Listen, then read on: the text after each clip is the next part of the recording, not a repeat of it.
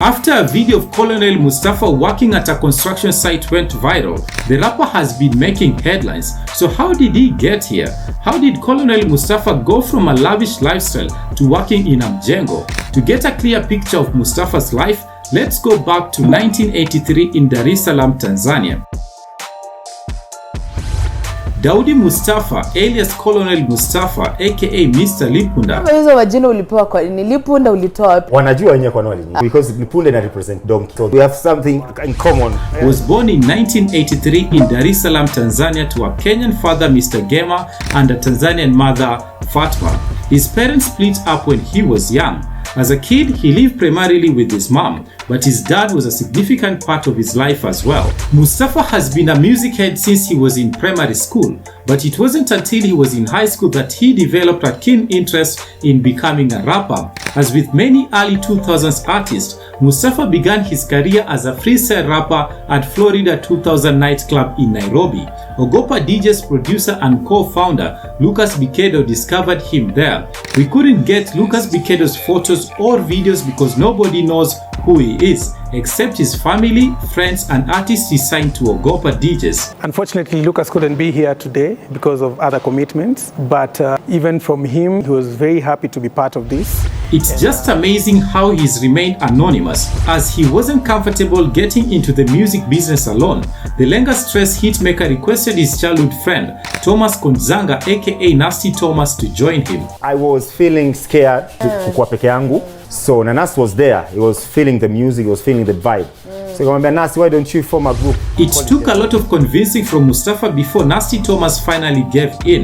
That's how Da Vultures was formed. The Vultures is two in French, but people used to call us Duke's Vultures. But it's the Vultures. I can't lie, in all the years I've known the group, I've always called them Duke's Vultures. The Vulture eventually signed a deal with Ogopa DJs in 2002 and immediately struck gold with the release of their debut single, Mona Lisa.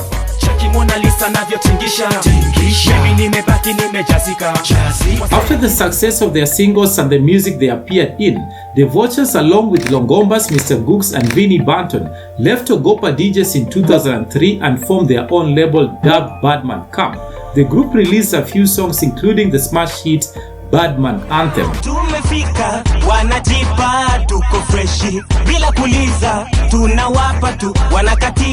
A lack of leadership led to Badman Camp's breakup that same year. The Vultures and Longombas returned to Ogopa DJs. Yeah, so we made like 3 songs, then we went back again to Ogopa because tena wasanii mkikutana mko wengi na hakuna the leader. Kila kitu yeah. The Vultures would drop their debut album Katika in 2004 with the classic song Katika as the lead single.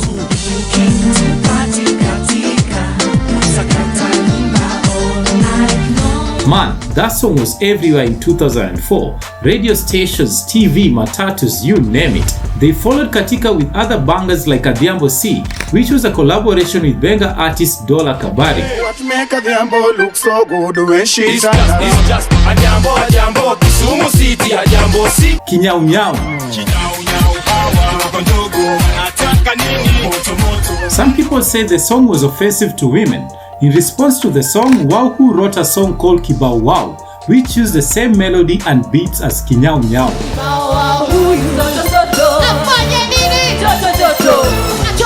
Their hard work paid off big time. By 2004, The Vultures had become one of the most popular hip-hop groups in Kenya and the rest of East Africa. During the 2004 Kisima Music Awards, the duo won Best Group from Tanzania and Uganda category.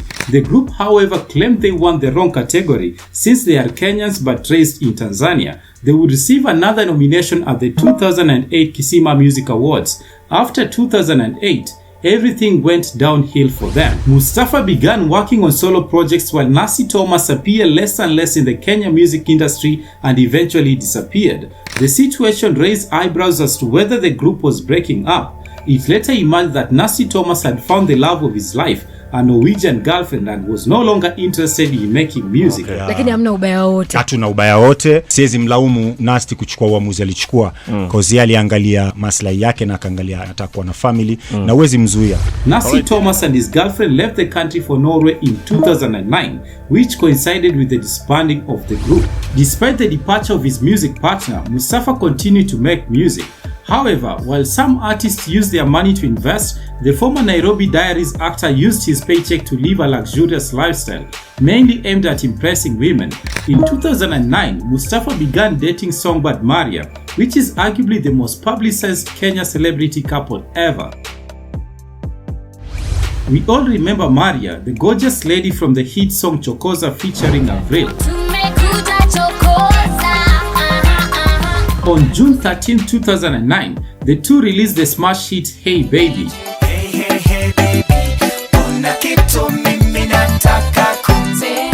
Soon after, on October 15th of the same year, Mustafa and Avril will collaborate on Mtaani.com. Alikuwa footballer Mathare FC, sasa boy wa mtaa amekuwa star Italy. Mtaani.com. This is actually my favorite Colonel Mustafa song post Day Vultures.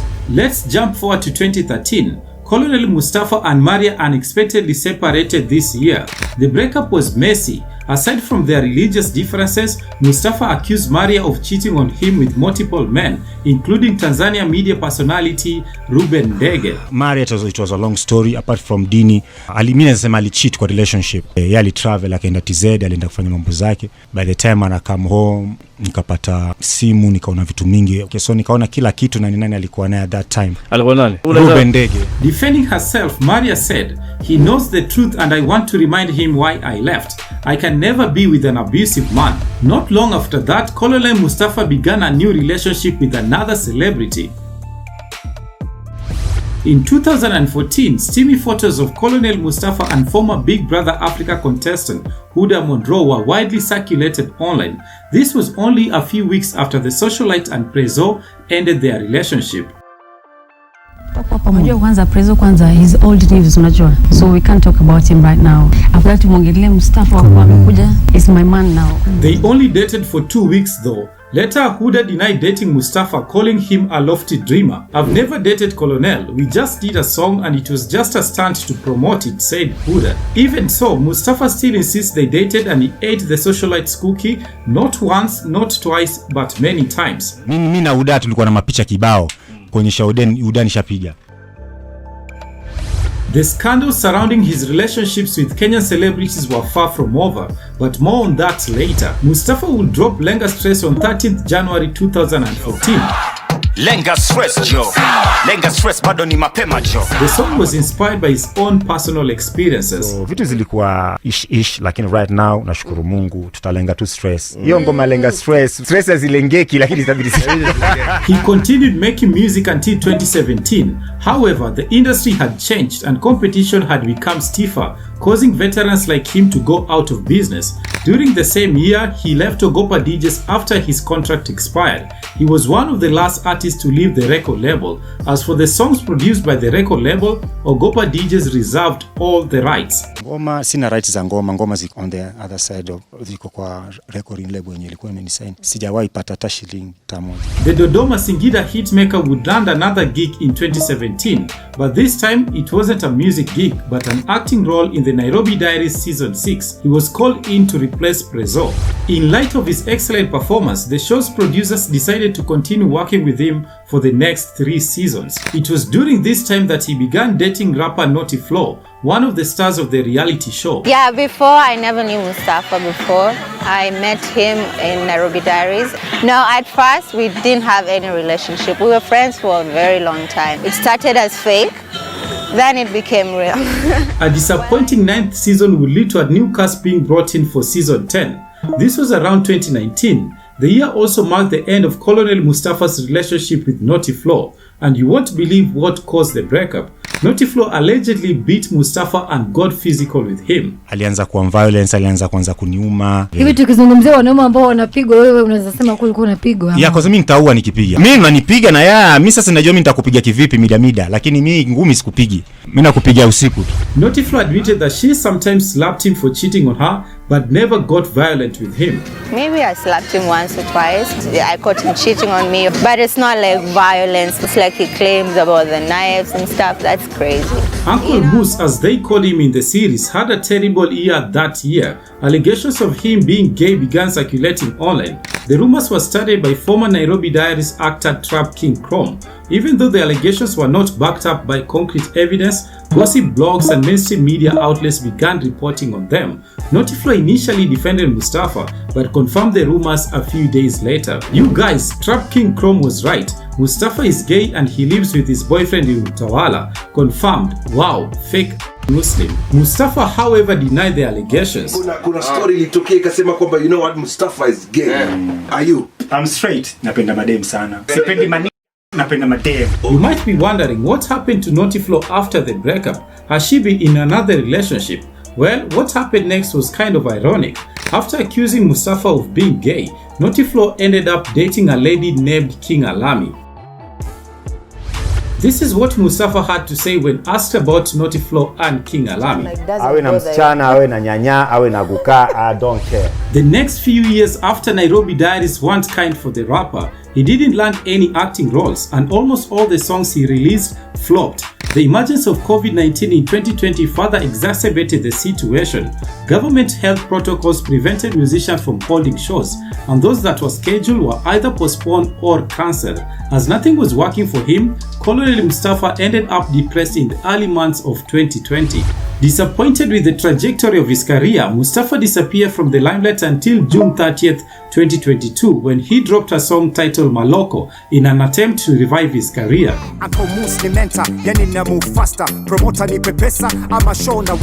The song only got 300 views after a month, even after he used all his savings and even sold his car to fund the video. This sent him into another depression. Releasing a song only to get 300 views, that was what really got me into depression, said Mustafa. As he waited for the song to take off, his money continued to dry up. In addition, his mom was diagnosed with cancer, which worsened the situation. With most of his friends and family refusing to help, Mustafa was forced to put his celebrity status on hold and do construction work. On May 3rd, 2023, a TikTok video of Colonel Mustafa working at a construction site went viral, eliciting mixed reactions. Whatever the motive behind the person who posted the video, it inadvertently worked in Mustafa's favor. Kenyan celebrities and politicians united to support him. The Cabinet Secretary for Youth Affairs, Sports and the Arts, Honorable Ababu Namwamba, even promised him a job in the recently launched Talanta Hela program. Among his responsibilities will be mentoring young artists. Kuna foundation ya Talanta Hela ya kusaidia msanii. Kama inawezekana ningi kufanya kazi hapo ni kuwe kama mentor, kumenta vijana kwa sababu mimi nimepitia. He had this to say about returning to the mainstream music scene. The question is, are you planning to come back in case things settle down? To come back to what? Music. No. With numerous hit songs and awards, Colonel Mustafa's music speaks for itself, individually and as a member of the hip-hop group Da Vultures. Even though he's no longer as prominent in the music industry as he once was, he deserves respect. Thanks for all the classic songs you gave us. Colonel Mustafa, you are a legend that cannot be erased by anyone. The Fast Gossips 254 team prays that your mom gets better soon. So what's your opinion? Do you think Colonel Mustafa will ever make a successful musical comeback, a Nyashinsky-like comeback, or has he outlived his time to shine? Let us know in the comment section. Don't forget to follow us on TikTok and subscribe to our YouTube channel if you haven't already. Stay safe, see you in our next upload. Bye. So people, please, I need you to subscribe, like, comment and share.